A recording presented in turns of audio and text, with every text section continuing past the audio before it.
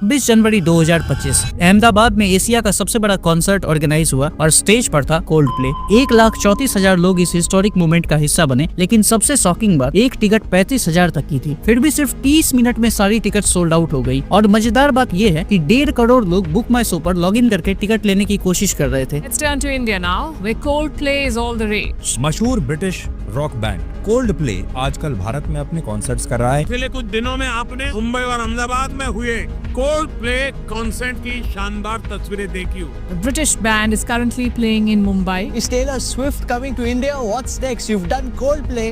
How do you do one better than this? अभी कुछ साल पहले तक इंडिया में इतने बड़े कॉन्सर्ट्स का सोचना भी मुश्किल था। जो इवेंट सिर्फ यूएस और यूरोप में होते थे, वो अब इंडिया में इतने बड़े लेवल पर कैसे हो रहे हैं? ये क्रेज इतना बढ़ क्यों रहा है? और सबसे बड़ा सवाल, इससे भारत की इकोनॉमी पर क्या इम्पैक्ट पड़ रहा है? आज के इस वीडियो में हम इसी कॉन्सर्ट इकोनॉमी को समझने वाले हैं।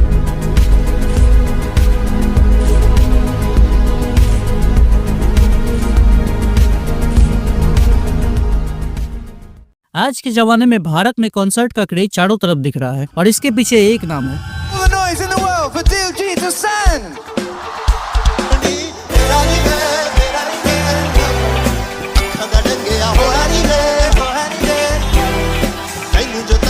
पिछले कुछ महीनों में दिलजीत ने भारत के कई शहरों में कॉन्सर्ट किए और हर एक शो हाउसफुल रहा। लोग हजारों रुपए खर्च कर रहे हैं, फिर भी टिकट्स की डिमांड कम नहीं हो रही। इस बेमिसाल सफलता को देखकर कई और आर्टिस्ट भी बड़े बड़े कॉन्सर्ट ऑर्गेनाइज करने लगे हैं। ये नहीं है कि पहले इंडिया में कॉन्सर्ट नहीं होते थे, पर उनका स्केल बहुत छोटा था, लेकिन अब ये $1 बिलियन की इंडस्ट्री बन चुकी है। बैंक ऑफ बड़ौदा की रिपोर्ट के मुताबिक सिर्फ पिछले 2-3 महीने में कॉन्सर्ट की वजह से 2,000 से 3,000 करोड़ रुपए की कमाई हुई है और ये फिगर तेजी से बढ़ रहा है। भारत आज दुनिया का 7वां सबसे बड़ा मार्केट है लाइव शोज के टिकट सेल से होने वाली कमाई में। अगर ये ट्रेंड ऐसे ही चलता रहा तो रिपोर्ट के मुताबिक कॉन्सर्ट रेवेन्यू हर साल 6,000 से 8,000 करोड़ तक पहुंच सकती है। कोल्ड प्ले की सफलता को देखकर अब कई इंटरनेशनल बैंड्स भी 2025 में इंडिया में कॉन्सर्ट करने की तैयारी कर रहे हैं। पर एक सवाल ये उठता है, इंटरनेशनल बैंड्स इंडिया में इतने पॉपुलर क्यों हैं? इंडिया की प्राइमरी लैंग्वेज इंग्लिश नहीं है, फिर भी यहाँ इन बैंड्स की मैसिव फैन फॉलोइंग है। इसका जवाब है नंबर्स। भारत की टोटल पॉपुलेशन 140 करोड़ है। अगर सिर्फ 1% लोग भी इंग्लिश म्यूजिक सुनते हैं तो ये 1.5 करोड़ लोग बन जाते हैं। ये एक ऑस्ट्रेलिया की पूरी पॉपुलेशन के बराबर है। दूसरा बड़ा रीजन है इंस्टाग्राम रील्स और यूट्यूब शॉर्ट्स। आज किसी भी म्यूजिक को पॉपुलर होने के लिए लैंग्वेज बैरियर कोई रुकावट नहीं है। अच्छा म्यूजिक अपनी जगह बना ही लेता है। इसी वजह से अब टियर 2 और टियर 3 सिटीज के लोग भी इंटरनेशनल आर्टिस्ट के बड़े फैंस बन चुके हैं और जब यही आर्टिस्ट इंडिया आते हैं तो लोग कहीं से भी ट्रैवल करके उन्हें देखने जाते हैं।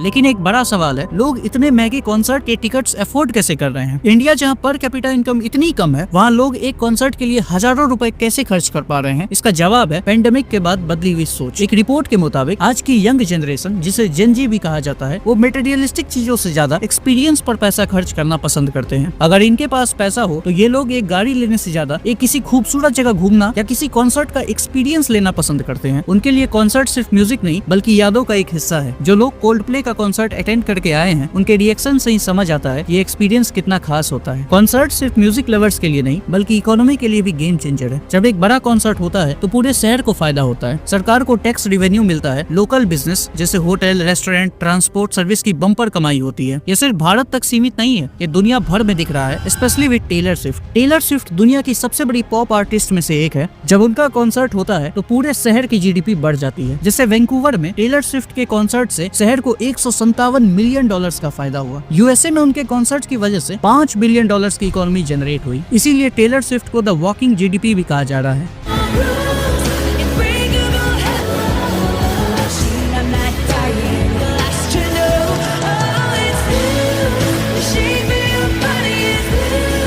सिंगापुर की सरकार ने तो टेलर स्विफ्ट को टैक्स बेनिफिट्स दिए, बस एक शर्त पर कि वो सिर्फ सिंगापुर में परफॉर्म करेंगी, इंडोनेशिया और मलेशिया में नहीं। इस वजह से सिंगापुर काफी फायदे में रहा और उसके पड़ोसी देशों से नाराज हो गए। तो कॉन्सर्ट सिर्फ एंटरटेनमेंट नहीं, एक इकोनॉमिक पावर हाउस भी है। कॉन्सर्ट किसी भी देश का सॉफ्ट पावर बढ़ाता है और इसीलिए इंडियन गवर्नमेंट इसे इतना प्रमोट कर रही है।